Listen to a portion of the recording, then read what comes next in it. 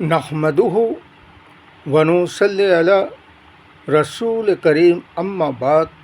पश्चिम बंगला राज्य all India मुजद्दिदिया mission सर्वधर्म सम्मेलन कमेटी के सदस्यों हैं हम। मोहम्मद आसिफ इसके अलावा सर्व भारतीय जातीय कांग्रेस नेशनल इंडिया गठबंधन पश्चिम बंगला राज्य कांग्रेस कमेटी के सदस्यों हैं हम।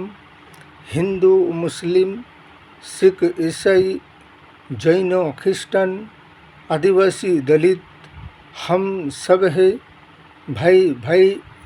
मजहब नहीं सिखाता आपस में बैर रखना।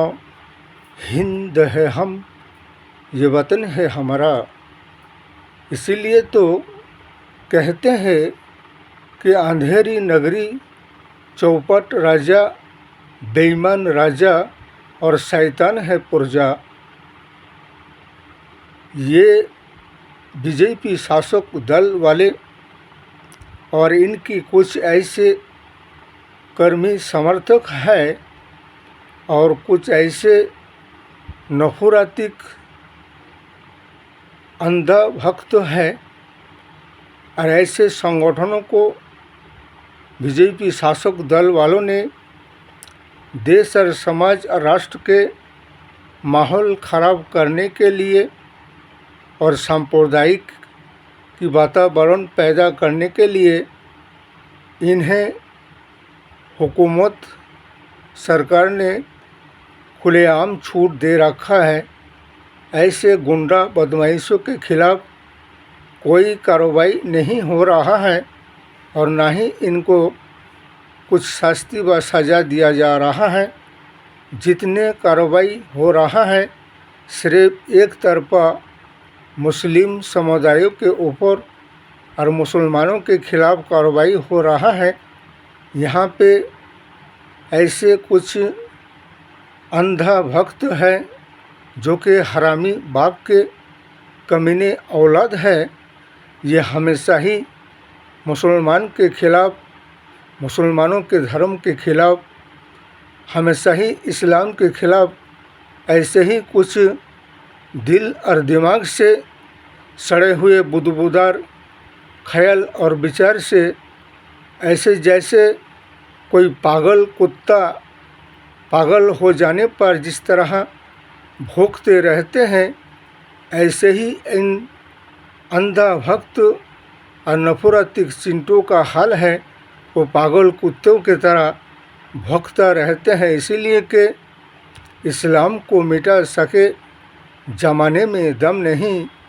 इस्लाम से ज़माना है, ज़माना से इस्लाम नहीं। तुमसे पिछले के समय में भी कितने ऐसे इस्लाम के दुश्मन थे लेकिन वो मिट गए। लेकिन इस्लाम ता क़यामत तक रोशन और आबाद है और रहेगा। इसलिए कि इस्लाम को मिटाने के लिए सोचने वाला खुद मिट जाएगा। जिस कदर ये नफरातिक संगठन ऐसे हेड स्पीच लेक्चर वक्तृता मुसलमानों के खिलाफ़ देता है, अगर ऐसा ही लेक्चर मुस्लिम समाज वाले के मुसलमान अगर देने लगे तो उनके खिलाफ़ तुरंत कार्रवाई हो जाएगा और उन्हें आतंकवादी संगठन कह दिया जाएगा। लेकिन सबसे बढ़कर आतंकवादी तो ये है, जैसे कि डस चौधरी कहकर एक नाम है, पिंकी चौधरी कहकर, कुछ ऐसे और भी सनातनी कहने वाले, बजरंग दल कहने वाले, विश्व हिंदू परिषद कहने वाले, आरएसएस संगठन कहने वाले, रास्ते में चलते फिरते महिलाओं को छेड़ने वाले, रेपिस्ट और बलात्कारियों को इस कदर सरकार हुकूमत ने बढ़वा दे रखा है।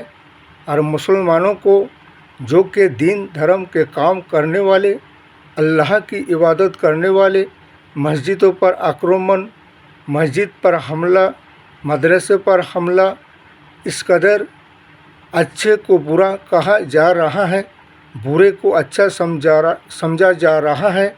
ईमानदार नेक कर खुदा की इबादत करने वाले को बुरा कहा जाता है। गुंडे, बदमाश, लफंगे, मवाली, दारूखोर, गांजेखोर, ऐसे को अच्छे इंसान समझा जाता है बीजेपी के शासनकाल में, इसलिए कि इस्लाम को गलत बताने वाले वो क्या जानते हैं इस्लाम के धर्म में के बारे में? क्या वो कुरान पढ़ना जानते हैं? क्या उसका मायना मतलब को जानते हैं? क्या इस्लाम के इतिहास को जानते हैं? जब किसी धर्म के बारे में तुम नहीं जानते हो तो उसको कैसे बुरा कह सकते हो? जब तुम्हें अपने ही धर्म के बारे में कुछ पता नहीं है, दारू गांजा भांग पीकर और गुंडागर्दी और दहशत मचाते फिरते हो, ये कैसी धर्म है? ये सब अधर्मी और शख्स है जिसका कोई धर्म नहीं है। ऐसे शख्स के खिलाफ ऐसा आइन कानून हुकूमत सरकार की तरफ से होना चाहिए कि इन्हें 5 साल की कैद की सज़ा और 50,000 रुपया की जुर्माना ऐसे लोगों के खिलाफ होना चाहिए। लेकिन जब हुकूमत सरकारी ऐसे लोगों को और गुंडा बदमाशी को अश्करा देने लगे और शासन व्यवस्था ही उनके खिलाफ कोई कार्रवाई ना करे, तो इस देश के राष्ट्रीय एकता को और भाईचारा मोहब्बत को और आइन कानून और संविधान को बचाएगा कौन? ये तो अधर्मी और शख्स के हाथों में राष्ट्र, राज्य, देश, समाज आ चुका है।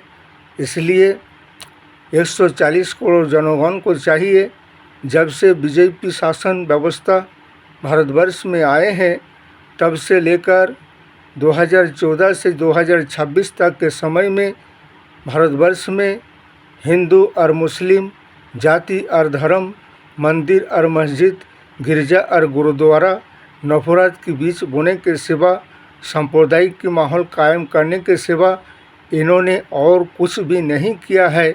इसलिए हमारे माननीय जज साहब, हाई कोर्ट और सुप्रीम कोर्ट के मजिस्ट्रेट और जज साहब से कहना यही है कि ऐसे नेता, मंत्री और ऐसे हेड स्पीच, लेक्चर, वक्तृता, भाषण देने वाले के खिलाफ भी भारतवर्ष के आइन कानून संविधान है कि ऐसे मंत्रियों के खिलाफ भी कोर्ट से नोटिस जारी किया जा सकता है। नोटिस जवाब मांगना हुकूमत सरकार से, ये तो हाई कोर्ट, सुप्रीम कोर्ट के मजिस्ट्रेटों का काम है और संविधान इस बात की इजाज़त देता है, जो देश और राष्ट्र और जनगण के साथ गद्दारी करेगा, इंसाफ और न्याय नहीं करेगा, संविधान के खिलाफ काम करेगा और अन्याय को बढ़ावा देगा, मुजरिमों के साथ कोई सख्त से पेश नहीं आएगा, ना उनको सख्ती सज़ा देगा, तो ऐसे शख्सों के खिलाफ आईनी कानूनी कार्रवाई हाई कोर्ट और सुप्रीम कोर्ट से होना चाहिए। और 140 करोड़ जनगण को भारतवर्ष के अपने अपने धर्मीय, मजहबी स्वाधीनता, आज़ादी से रहने की अधिकार हक है। और अगर इस बीच कोई राष्ट्रीय एकता को तोड़ने की कोशिश में लगे होते हो तो उनके खिलाफ आईनी कानूनी कार्रवाई हाई कोर्ट और सुप्रीम कोर्ट से होना चाहिए। और हमारे विपक्ष, विरोधी पक्ष, नेशनल इंडिया गठबंधन, सर्वभारतीय जातीय कांग्रेस से भी यही कहना कि ऐसे देश के माहौल ख़राब करने वाले, सांप्रदायिक के बीच बोने वाले और हमेशा ही हेड स्पीच, लेक्चर, वक्तृता देने वाले के खिलाफ ऐसी कार्रवाई होना चाहिए और इनके खिलाफ मामला मुकदमा दर्ज होना चाहिए और इनको शास्ति और सज़ा मिलना चाहिए।